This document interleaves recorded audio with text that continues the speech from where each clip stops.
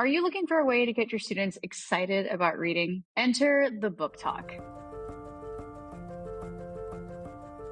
But what exactly is a book talk? Let's break it down. So, book talk is like a mini sales pitch for a book. It's a short presentation aimed at convincing others to read a particular book.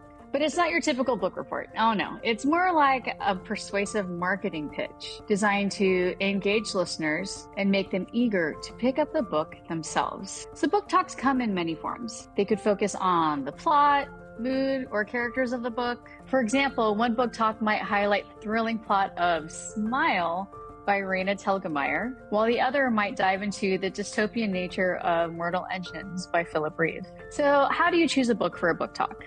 Well, the best book talks come from books that you're passionate about. But if you're stuck, there are many ways to find inspiration, like browsing recommended reading lists or focusing on a particular theme or genre. So you could have a bunch of books that are maybe dystopian or a bunch of books that are maybe like more graphic novel type books and just focus on those. Now, when you're planning your book talk, here's a couple of things to keep in mind.